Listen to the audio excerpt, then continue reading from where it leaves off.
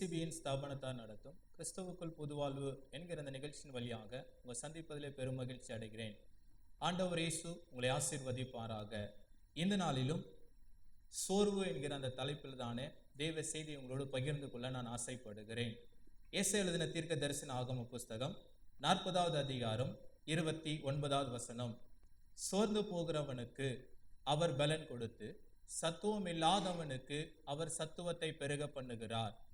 இன்றைக்கு எல்லாருக்கும் இருக்கிற ஒரு பெரிய பிரச்சனை சோர்வுகள் தான். சோர்வுகளில் பல சோர்வுகள் நமக்கு தெரியும். ஒன்று சரீர பிரகாரமான ஒரு சோர்வு, இருதய பிரகாரமான ஒரு சோர்வு, ஆவியில ஒரு சோர்வு, ஆத்மாவில ஒரு சோர்வு, மன சோர்வு. இப்படி பலதரப்பட்ட சோர்வுகள் இன்றைக்கு மனிதனுடைய வாழ்க்கையில வருகிறது. சரீர பிரகாரமான ஒரு சோர்வுன்னு வரும் பொழுது கொஞ்ச நேரம் நம்ம ரெஸ்ட் எடுக்கலாம், நல்லா தூங்கி எழுந்தனா சரீர பிரகாரமான சோர்வுகள் மனிதனை விட்டு விலகிவிடும். இந்த ஆவியில உண்டான ஒரு சோர்வு, ஆத்மாவில உண்டான ஒரு சோர்வு, இந்த மன சோர்வு, இது மூணுமே ஒரு மனிதனை விட்டு வெளியேறுவது ரொம்ப ரொம்ப கடினம். வேதம் இங்க தெளிவாய் சொல்லுகிறது, அவர் சோர்ந்து போகிறவனுக்கு பலன் கொடுக்கிறார் என்று வேதம் சொல்லுகிறது. சத்துவம் இல்லாதவனுக்கு அவர் சத்துவத்தை பெருக பண்ணுகிறார் என்று.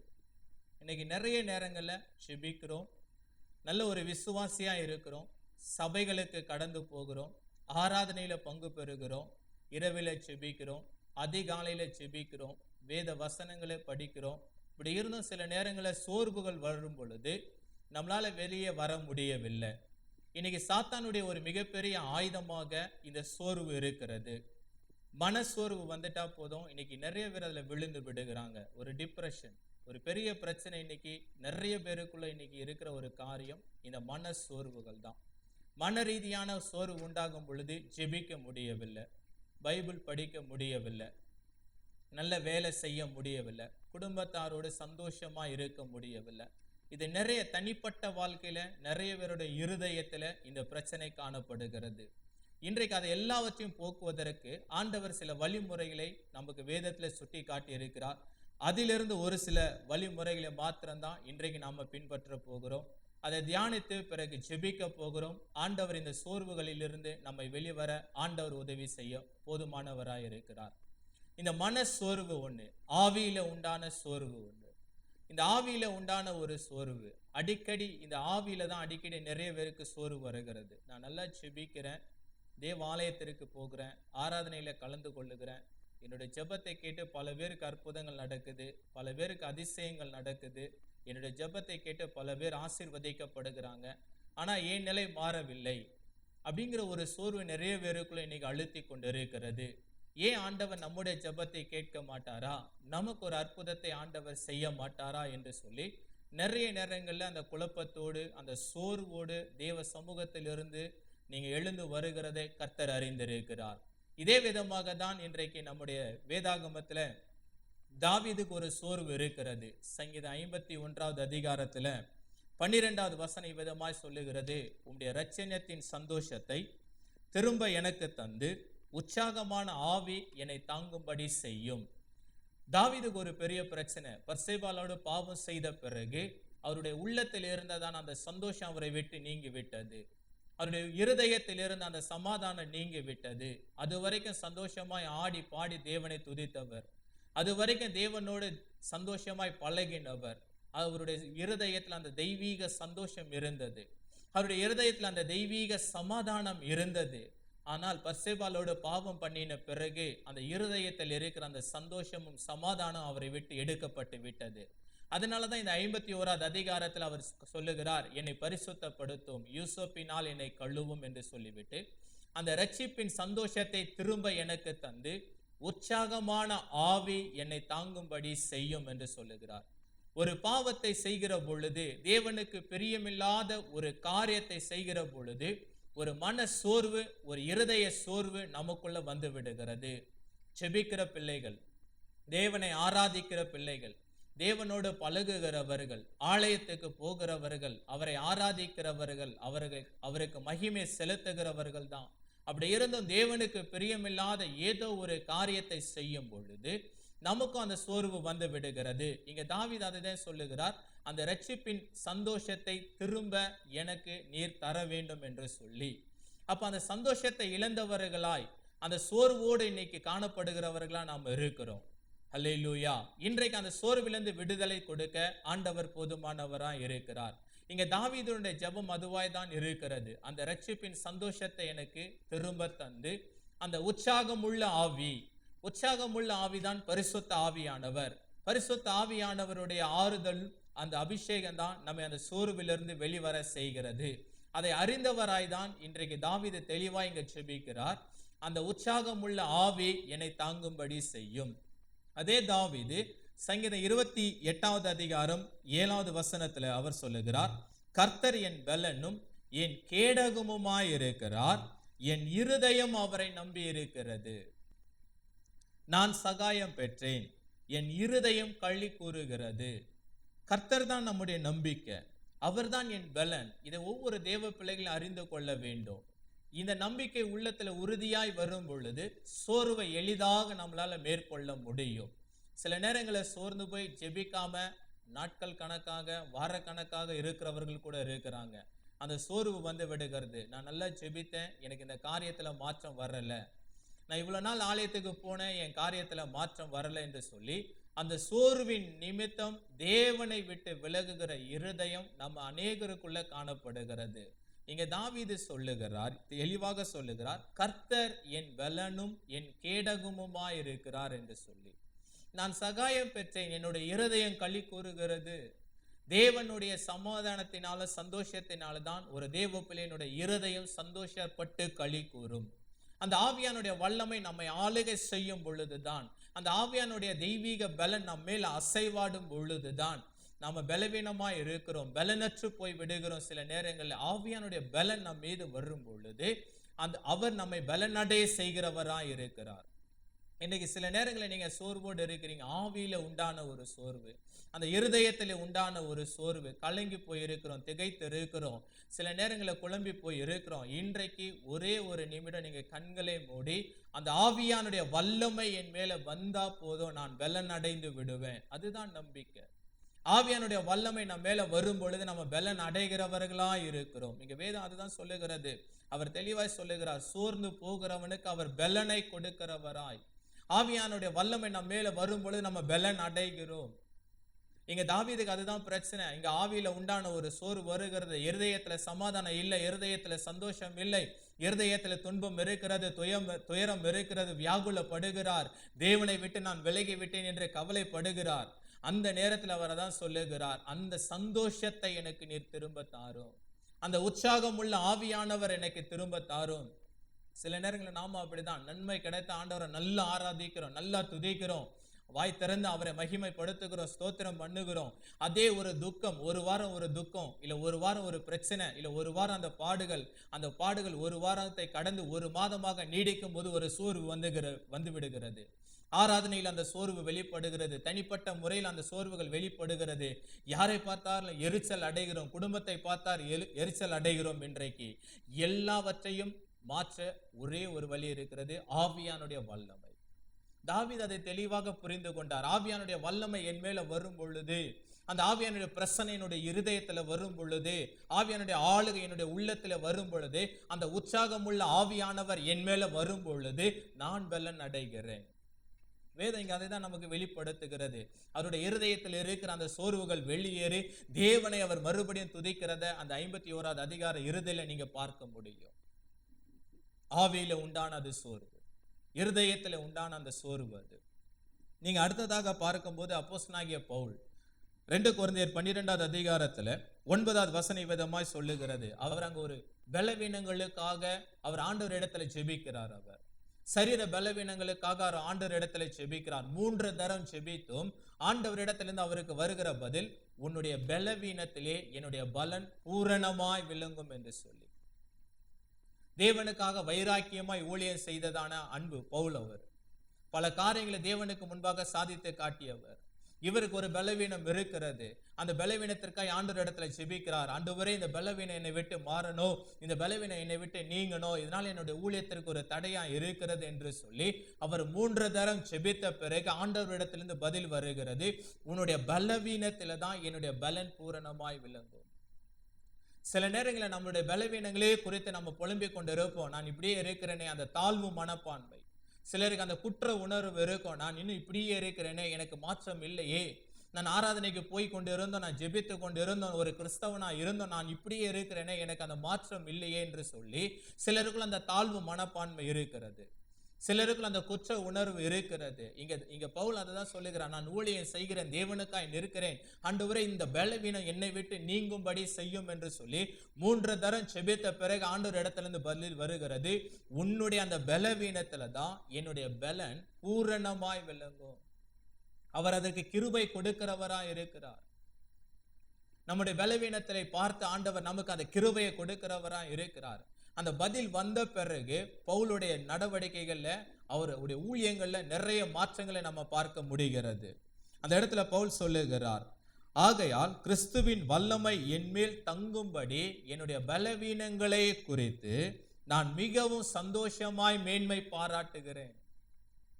சில நேரங்களில் ஆண்டவரால் ஒரு பலவீனம் நமக்கு அனுமதிக்கப்படுகிற பொழுது நம்ம சோர்ந்து விடக்கூடாது. தேவனுடைய சமூகத்தில் அந்த ஆவியானுடைய பலனை பெற்றுக்கொண்டு அதிலே நம்ம மேன்மை பாராட்டுகிறவர்களாய் நம்ம மாறிவிடணும். இங்க பவுல் அதை தான் செய்கிறார். கிறிஸ்துவினுடைய அந்த வல்லமை என் மேல் தங்கும்படிக்கு அவர் சொல்லிவிட்டார், உன்னுடைய பலவீனத்துல தான் என்னுடைய பலன் பூரணமாய் விளங்கும் என்று சொன்ன பிறகு, என்னுடைய கிருபை உனக்கு போதும்னு சொன்ன பிறகுதான் பவுல் அந்த இடத்துல ஜெபிக்கிறார், அந்த வல்லமை, தேவ வல்லமை என் மேல் தங்கும்படி அந்த பலவீனங்களை குறித்து நான் மிகவும் சந்தோஷமாய் மேன்மை பாராட்டுகிறேன்.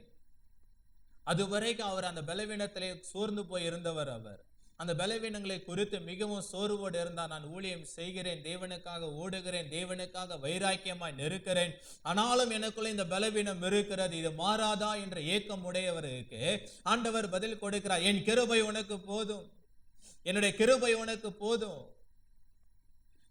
உன்னுடைய பலவீனத்துல என்னுடைய பலன் பூரணமாய் விளங்கும் என்று ஆண்டவர் சொன்ன பிறகு அவர் சொல்லுகிறார், இந்த பலவீனங்களை நான் மேன்மை பாராட்டுகிறேன். கிறிஸ்துவினுடைய வல்லமை என் மேல தங்கும்படிக்கு அந்த பலவீனங்களை மேன்மை பாராட்டுகிறேன். அவர் வித்தியாசம் உள்ளவராய் மாறுகிறார். அந்த பலவீனத்தையே மேன்மையாய் எடுத்துக் கொள்ளுகிறார். கிறிஸ்துவின் நிமித்தம் நான் இந்த பலவீனங்களை தாங்கி கொண்டு இருக்கிறேன், ஆண்டவர் இயேசு கிறிஸ்துவின் நிமித்தம் நான் இந்த பாடுகளுக்குள்ள போகிறேன் என்பதை குறித்து அவர் மேன்மை பாராட்ட அவருக்கு அந்த கிருபை அளிக்கிறது. தேவனுடைய கிருபை அவருக்கு பூரணமாய் விளங்குகிறது. தேவனுடைய கிருபை அவரை தாங்குகிறது. எனக்கு அன்பான தேவ பிள்ளைகளை, நீங்க கூட நினைக்கலாம், நான் தேவனுக்கு உண்மையா இருக்கிறேன், ஆனால் இந்த பலவீனம் என்னிடத்தில் இருக்கிறது, நான் ஆண்டவரை ஆராதிக்கிறேன், ஆண்டவருக்காய் வைராக்கியமா நிற்கிறேன், இரவு பகலாக செபிக்கிறேன், ஆனால் இந்த பலவீனம் எனக்குள்ள இருக்கிறது. நீங்க சோர்ந்து போகாதீங்க, கிறிஸ்துவின் வல்லமை உங்கள் மேல் இருக்கிறது. கிறிஸ்துவினுடைய வல்லமை உங்கள் மேல தங்கும்படிக்காக தான் அந்த பலவீனங்களை கர்த்தர் உங்களுக்கு கொடுத்த அதிலே உங்களை மேன்மை பாராட்ட ஆண்டவர் உங்களுக்கு கிருபைகளை தருவார். பவுல் இங்க அதுதான் சொல்லுகிறார், கிறிஸ்துவின் வல்லமை என் மேல் தங்கும்படி அந்த பலவீனங்களை குறித்து நான் மேன்மை பாராட்டுகிறேன். நிறைய ஊழியர்களுக்குள்ள இன்னைக்கு வியாதிகள் வருகிறது. நிறைய ஊழியர்கள் பலவீனத்தினால தாக்கப்படுகிறாங்க, அசுத்த ஆவிகளினால தாக்கப்படுகிறாங்க. நிறைய ஊழியர்களுக்கு நான் ஊழியம் செய்தால் ஏன் எனக்கு இது வருகிறது, நான் உண்மையாய் ஊழியம் செய்கிறேன் ஏன் எனக்கு இது வருகிறது என்று சொல்லி நிறைய குழப்பங்கள் தான் வருகிறதே தவிர அதை மேன்மை பாராட்டுகிற, இந்த பவுலை போல மேன்மை பாராட்டுகிற நிலை நமக்குள்ள வரவில்லை. எனக்கு அன்பான ஊழியர்களே, எனக்கு அன்பான விசுவாசிகளே, அந்த பலவீனத்தில் நம்ம மேன்மை பாராட்டும் பொழுதுதான் தேவனுடைய கிருபையை நாம பெற்றுக் கொள்ளுகிறோம்.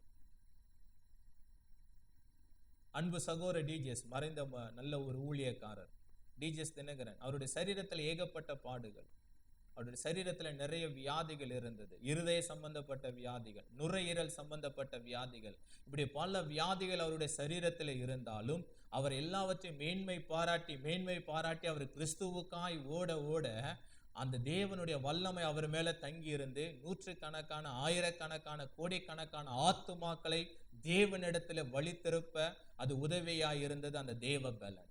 இன்னைக்கு நமக்கு தேவை அதுதான், தேவ பலன். நமக்கு அதுதான் வேண்டும். இன்னைக்கு இந்த தேவனுடைய பலன் இன்னைக்கு நமக்கு வேண்டும். அது ஆவியானவர் இடத்துல இருக்கிறது. பரிசுத்த ஆவியானவரே நமக்கு அந்த பலனாய் இருக்கிறார். நமக்கு அதுதான் வேதம் தெளிவாய் சொல்லுகிறது. அவரே நமக்கு பலனாய் இருக்கிறார். அந்த சரீர பலவீனங்களிலே நாம் அவருக்கு மேன்மை பாராட்ட அதை நமக்கு அவர் பலனாய் மாற்றி அதையே நமக்கு அவர் ஆசீர்வாதமாகவும் மாற்ற பண்ணுகிறார். அவர் சரீர பலவீனங்கள் நம்ம அடுத்ததாக பார்க்கும் பொழுது ஆதியாகமம் 15வது அதிகாரம் 1வது வசனத்துல ஆண்டவர் ஆபிரகாமுக்கு தெளிவாய் சொல்லுகிறார், நான் உனக்கு கேடகமும் உனக்கு மகா பெரிய பலனுமாய் இருக்கிறேன். ஆண்டவர் அந்த இடத்துல ஆபிரகாமுக்கு வாக்கு தத்தங்களை கொடுக்கிறார். நான் உனக்கு மகா பெரிய கேடகமும் பெரிய பலனுமா இருக்கிறேன் என்று சொல்லி. ஆபிரகாமுடைய வாழ்க்கையில் அந்த சோர்வு இருக்கிறது. அழைத்தவர் ஆண்டவர் அழைக்கிறார். அழைத்து அவனை சொல்லுகிறார், நான் உன்னை பெரிய சந்ததியாக மாற்றுவேன். கடற்கரை மணலை போல பெரிய சந்ததியாய் உன்னை மாற்றுவேன். அவன் 1 வருடம் ஜெபிக்கிறான். 1 வருடம் 5 வருடம் 10 வருடம் ஜெபித்த பிறகு மாற்றம் இல்லை. அந்த இடத்துல அவன் சோர்வோடு இருக்கிறான். சோர்வோடு இருக்கும் பொழுதுதான் ஆண்டவர் இந்த 15வது அதிகாரத்தில் இந்த வசனத்தில் ஆண்டவர் அவனோடு பேசுகிறார். நான் உனக்கு ஒரு பெரிய கேடகமும் மகா பெரிய பலனுமா இருக்கிறேன் என்று சொல்லி. அவனுக்கு ஒரு பெரிய சோர்வு. உண்மையுள்ள தேவனாச்சே, முகமுகமாய் ஆண்டவரை சந்திக்கிறோமே, அவர் ஒரு வாட்டி ஆண்டவர் நம்மோடு பேசுகிறாரே, ஒரு குழந்தை எப்ப தருவார்? அவனுக்கு பலதரப்பட்ட குழப்பம் அவனுக்குள்ள. அது என்னுடைய சந்ததியிலிருந்து வருமா, இல்லை வேறு யார் இடத்துல இருந்து வருமா, இப்படி பலதரப்பட்ட குழப்பத்தோடு இருக்கிறான். ஆண்டவர் அழைத்து 10 வருடம் கடந்து விட்டது, இவ்வளவு நாட்கள் வருடங்கள் ஓடிவிட்டது, இன்னும் ஒரு மாற்றம் இல்லையே. புறஜாதி மக்களுக்கு முன்பாக ஒரு அவமானம் இருக்கிறது, ஒரு தலைகுனிவு இருக்கிறது. ஆண்டவர் என்று சொல்லி ஓடினாயே, உனக்கு என்ன நடந்தது? இன்னைக்கு நமக்கு அந்த ஆபிரகாமை போல ஒரு தலைகுனிவு சில இடத்துல இருக்கிறது. சொந்தக்காரர்கள் மத்தியில ஒரு தலைகுனிவு இருக்கிறது. நண்பர்கள் மத்தியில ஒரு அவமானம் தலைகுனிவு இருக்கிறது. இந்த ஆபிரகாமை போலதான் நீ ஆண்டவர் என்று சொல்லி ஓடினாயே, அந்த ஆண்டவர் உனக்கு என்ன செய்து விட்டார்? அற்புதங்களை செய்வார் என்று ஓடினாயே, எங்கே அவனுடைய அற்புதம், எங்கே உன்னுடைய அதிசயம் எங்கே என்று நிறைய பேர் இன்னைக்கு நம்மளை பார்த்து கேள்வி கேட்கிறார்கள். அதே விதமாக தான் இந்த ஆபிரகாமை பார்த்து நிச்சயமாய் கேள்வி கேட்டு இருப்பார்கள்.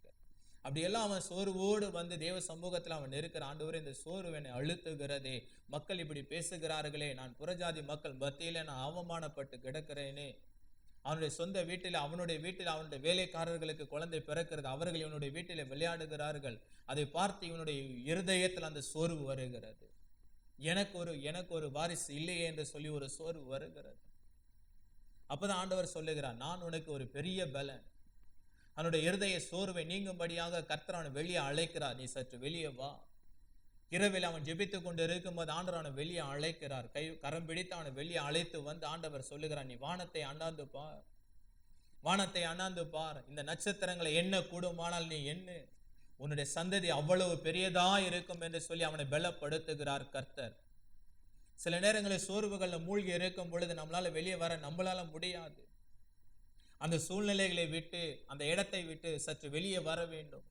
ஆண்டவர் இங்க அதை தான் சொல்லுகிறார். ஆபிரகாமை வெளியே அழைக்கிறார். அவன் சோர்வோடு இருக்கிறான், பலவீனமா இருக்கிறான். இருதயத்துல சோர்வு இருக்கிறது, ஆவியில ஒரு சோர்வு இருக்கிறது, அவனுடைய ஆத்மாவில ஒரு சோர்வு இருக்கிறது. ஜெபித்தது நிமித்தம் ஒரு சோர்வு வந்து விட்டது. இவ்வளவு நாள் ஜெபிக்கிறேன், ஒரு அற்புதம் நடக்கவில்லை, எனக்கு ஒரு மகன் கிடைக்கவில்லை, எனக்கு ஒரு குழந்தை கிடைக்கவில்லை, வாரிசு கிடைக்கவில்லை என்று சொல்லி சோர்ந்து போய் இருந்தவனை கர்த்தர் வெளியே அழைக்கிறார். வெளியே அழைத்து நீ வானத்தை அண்ணாந்து பார், நட்சத்திரங்களை என்ன கூடுமானால் என்ன முடியுமா, அதை போல உன்னோட சந்ததியை பெருக பண்ணுவேன். சில நேரங்களில் சோர்வோடு இருக்கிறோம், பலவீனங்களோடு இருக்கிறோம். சற்று வெளியே வரணும். அந்த சூழ்நிலைகளை விட்டு, அந்த குழப்பத்தை விட்டு சற்று வெளியே வர வேண்டும். வெளியே வந்து ஆண்டவரை நோக்கி பார்க்கும் பொழுது கர்த்தர் நமக்கு அந்த பலவீனங்களை பலனாய் மாற்றுகிறவர் அவர். இங்க அதுதான் வேதம் சொல்லுகிறது. ஆபிரகாமை ஆண்டவர் அழைக்கிறார், வெளியே அழைத்து அவர் சொல்லுகிறார், வானத்தை அண்ணாந்து பார், வானத்தை அண்ணாந்து பார். இந்த நட்சத்திரங்களை என்ன முடியுமா உன்னால? முடியாது. அவ்வளவு ஒரு வல்லமை உள்ள தேவன் நீங்களும் நானும் ஆராதித்து கொண்டு இருக்கிறோம். அவ்வளவு ஒரு பெரிய தேவனை நீங்களும் நானும் பலனுள்ள தேவனை நாம வைத்திருக்கிறோம்.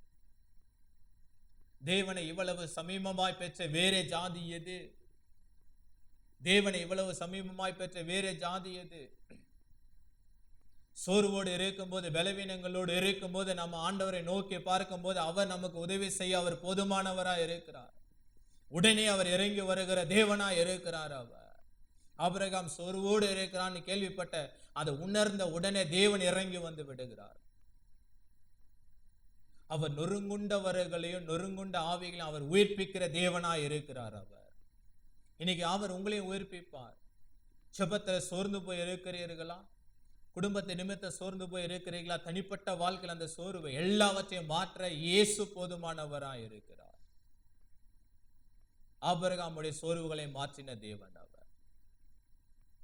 ஏசாயா 40வது அதிகாரம் 31வது வசனம் சொல்லுகிறது, கர்த்தருக்கு காத்திருக்கிறவர்களோ புது பலன் அடைந்து கழுகுகளைப் போல செட்டைகளை அடித்து உயர எழும்புவார்கள். அவர்கள் ஓடினாலும் இளைப்படையார்கள், நடந்தாலும் சோர்வடையார்கள். அவர்கள் நம்ம கர்த்தருக்கு காத்திருக்க தான் அந்த ஆவியானுடைய வல்லமையில பலப்பட தான் நம்ம அந்த சோர்வுகளில் இருந்து வெளியே வர முடியும். செபிக்கணும்.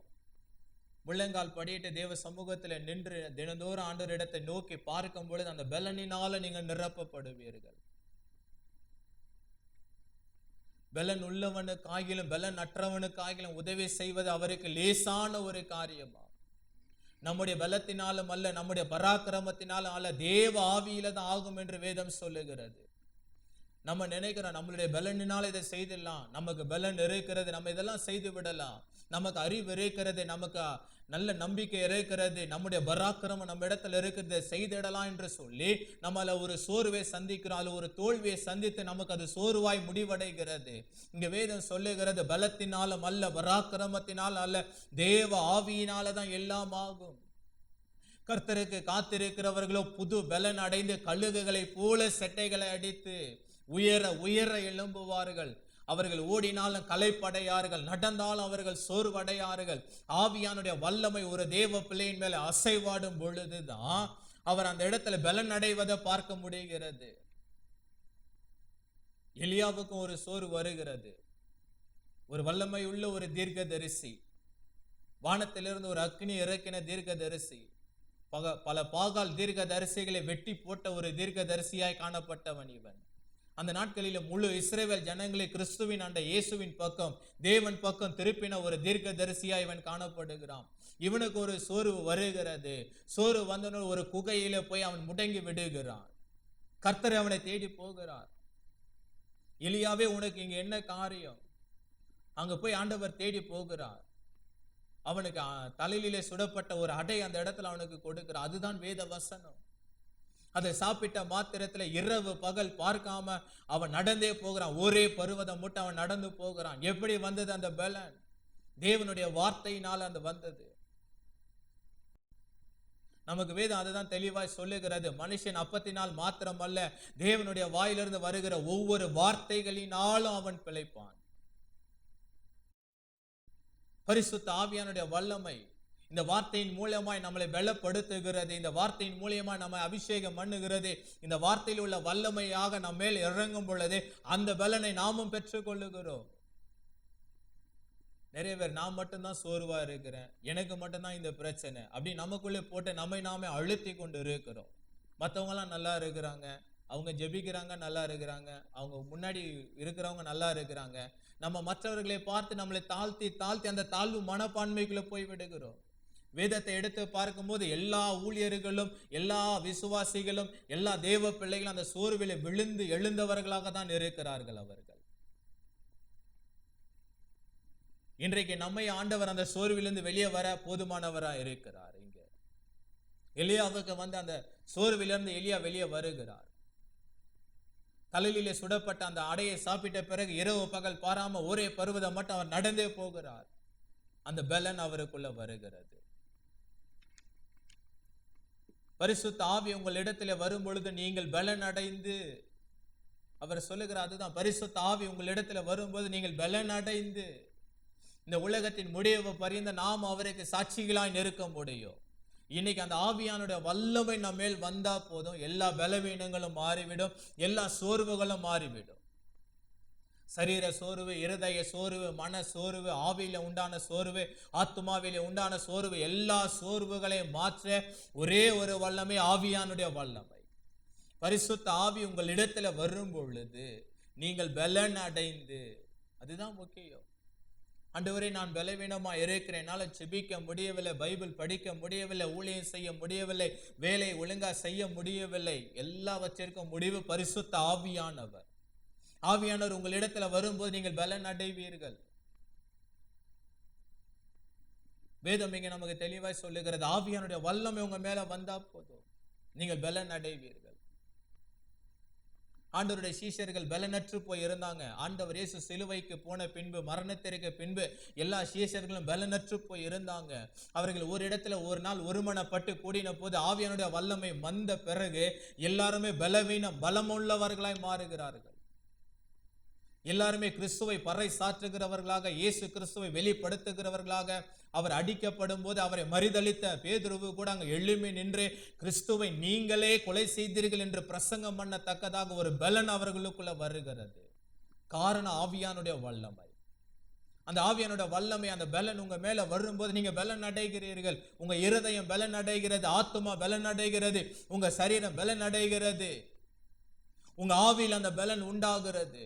ஆவியில பலன் உண்டாக தான் அந்த பலன் நம்மை ஓட வைக்கிறது, கிறிஸ்துவுக்குள்ளாக நடக்க வைக்கிறது, கிறிஸ்துவை உலகெங்கும் பறைசாற்றுகிறவர்களாக மாற்ற வைக்கிறதற்கு ஆவியானுடைய பலன் முக்கியம். சீஷர்கள் அதை தான் செஞ்சாங்க. ஒரு காலம் மறுதளித்தவர்கள், ஒரு காலம் பின்னிட்டு ஓடினவர்கள், பின்மாற்றத்தில் திரும்பினவர்கள். அதே ஆவியானுடைய பலன் வரும் பொழுதோ சரித்திரத்தை புரட்டுகிறவர்களாக, சாதித்தவர்களாக மாறுகிறார்கள். எனக்கு அன்பான தேவ பிள்ளைகளே, இன்றைக்கு உங்களுடைய சரீரத்தில் இருக்கிற அந்த சோர்வு, இருதய சோர்வு, மன சோர்வு, ஆவியில உண்டான சோர்வு, எல்லாவற்றை நீக்க ஆவியானவர் நமக்கு இருக்கிறார். அப்படியே இருக்கிற இடத்துல அப்படியே எல்லோரும் கண்களை மூடி, ஆண்டவரே, இதை பார்த்து கொண்டிருக்கிற எல்லா தேவ பிள்ளைகளுக்காக, ஆண்டவரே, யாராயிருந்தாலும் சரியப்பா, உம்மை நோக்கி நான் பார்க்கிறேன் ஆண்டவரே. இப்பொழுது அந்த ஆவியானுடைய வல்லமை கடந்து போவதாக, பரிசுத்த ஆவியானுடைய வல்லமை இப்பொழுது ஒவ்வொரு தேவ பிள்ளைகள் மேல கடந்து போவதாக. யாரெல்லாம் நான் பலவீனமா இருக்கிறேன், சோர்வோடு இருக்கிறேன், இருதய சோர்வு, மன சோர்வு, ஆண்டவர் அந்த டிப்ரெஷன்ல இருக்கிறேன், என் சிந்தையில் அந்த சோர்வுகள் இருக்கிறது, என்னால சரியா ஜெபிக்க முடியவில்லை, வேதம் வாசிக்க முடியவில்லை, தேவனை ஆராதிக்க முடியவில்லை ஆண்டவரே என்று சொல்லி யாரெல்லாம் உமக்கு முன்பாக நின்று கொண்டு இருக்கிறார்கள், அந்த வல்லமை எப்பொழுதே அவர்கள் மேல கடந்து போகட்டும். ஒவ்வொருவரையும் ஆண்டவர் இயேசுவின் நாமத்தினால் நான் விடுவிக்கிறேன் ஐயா.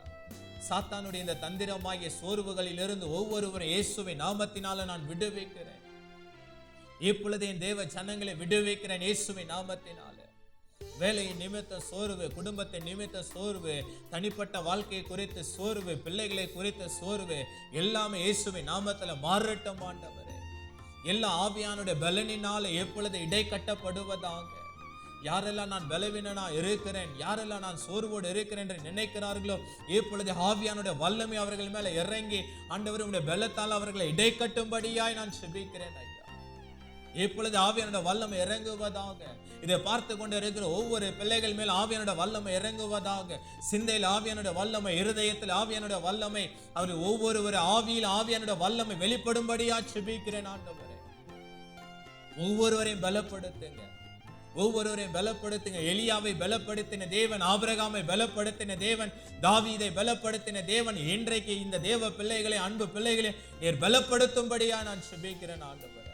பலப்படுத்துவீராக ஆண்டவரே. எல்லாவற்றையும் இப்பொழுது உம்முடைய பலத்தால் இடை கட்டுங்க ஆண்டவரே. பலத்தினாலும் அல்ல, பராக்கிரமத்தினாலும் அல்ல, தேவ ஆவியினாலே ஆகும் என்று நாங்கள் அறிந்திருக்கிறோம் ஐயா. ஆவியானவர் வரும்போது நீங்கள் பலன் அடைவீர்கள் என்பதை நாங்கள் தெரிந்திருக்கிறோம். இப்பொழுது அந்த வல்லமை ஒவ்வொரு பிள்ளைகள் மேல இறங்கி ஒவ்வொருவரையும் பலன் அடையும்படியா நான் ஜெபிக்கிறேன் ஆண்டவரே. நீர் அப்படி செய்ததற்காக நன்றி, உடைய பிள்ளைகளை விடுவித்ததற்காக நன்றி ஆண்டவரே. உங்களை மகிமைப்படுத்துகிறோம். ஒவ்வொருவரை நீர் ஆசீர்வதிப்பீராக ஆண்டவரே. இயேசுவின் நாமத்தில் ஜெபிக்கிறோம் பிதாவே. ஆமென். தேவன் தாமே உங்களை ஆசீர்வதிப்பார். God bless you.